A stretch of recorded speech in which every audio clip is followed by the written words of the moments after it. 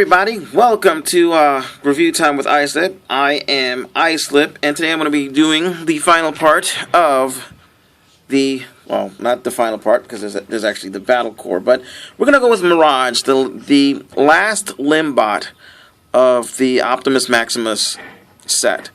And he is a pretty cool figure. Now, whoa, what the hell was that? That was weird. Now he's a race car. We'll take this stuff off because we don't need it at the moment. There's really no good storage for his whatchamacallit. It fits up here. It's or you can stick it on the side, but then you can't. And in this thing, I'm not sure what they were doing with this thing here. If they were trying to make it a gun slash melee weapon, they should have just made the handle straight, not sideways. I don't know what the hell that's about. But whatever, that's the way it was with the original version of the mold. Speaking of which, we shall go ahead and bring out. And that would be Drag Strip. And they look awesome together. He is probably one of my favorite, overall characters from the new set. It's awesome. Neither one is better than the other. They are both just amazing. Now, see, this guy, his yellow, see, it's coming out yellower than it should. It's supposed to be like a almost orange. This is almost a taxi cab yellow, just a little bit darker. Sunstreaker should have been closer to this color than the other color. But that's that guy over there. This is who we're talking about. And I mean, he's got a little cockpit there where you can't really sit anybody because it's only half of a cockpit, really. If you look, I should have brought Kokomon out. Well, anyway, it just looks really good. It does. This looks great. The Takara version, the blues are a darker blue, like it's actually. On my camera, the blue is coming out almost like a teal color, and it's not really that color at all. It really isn't. I don't know why it's coming out so bright. It's more of, you see where the dark shadowy areas are, where the blue is dark. That's the blue that it's that blue, not this bright blue. But because of the daylight, it's not coming out right. But again, here we have comparisons between the two. They are the exact same mold, just in different colors, and this guy has a bit of writing on him, whereas this guy does not. So yeah, they are awesome. Let me get these guys transformed. And I know I'm supposed to be focusing on him, but it's hard to focus on him and not also him at the same time. They're both awesome car modes. I love, probably my favorite of the car modes, because it just looks groovy. I can't stress that enough. That's awesome. It looks like a race car. It's just awesome.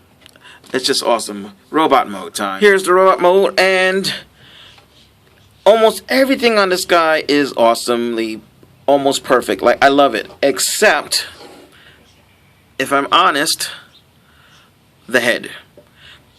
Now, the head shape itself is okay, but that face, especially that split chin thing, what the hell is up with that? And when did Mirage have such a big chin? What the hell is up with? I don't know why they did that. What they should have just done, honestly, is just taken the Classics Mirage head and just put it on here. Why not? I think they should have did the same thing with the Ironhide head. Just use the Classics version, the Henkei version, and just paint it to match here. And the posability is exactly the same as with Drag Strip. Wiggly, wiggly, wiggly, wiggly. Twisty, twisty, wiggly, bendedly. So there's not much there. If you want, well, we'll do that later. But let's go ahead and bring Drag Strip out. If we can get this guy to stand properly. Stand you here. And then we'll get drag strip out and stand him here. And again, they both are perfect. The only thing that messes them both up is the heads. Dragstrip's head looks stupid. I'm not sure what they were thinking. And again, with the chin thing, if you look, like his mouth, let's do that. He's got a mouth, and he's got a split chin, and then another chin under that chin. What the hell is up with that? So, yeah, I don't know what Hasbro was thinking with that, but other than that, honestly, I love them both. I think I'm gonna go ahead and Shapeways, they have a G1 head for this guy. I'm gonna do that. As far as this guy's concerned, I'm not sure what I'm gonna do. If somebody makes a good one, a good redone head, I might buy that because I really don't like this head. That's the only thing that's messing up the whole robot. And of course you can, if you want to, attach the handgun weapons and the knife. We're not going to do that. No point. Now, if you want to differentiate this guy from the other guy, if you want to, you can leave that out. Be more like this, so it's more, I guess, G1-y. Or put it up like this, so it's more like the classics version of the mold. I don't care about all of that. I'm happy with it just being down here. That's fine. It looks good. So, let's get on with leg mode and then arm mode. So, here he is in his foot mode. And he makes a good foot. He's nice and bulky. Let me bring out the other guy so you can see.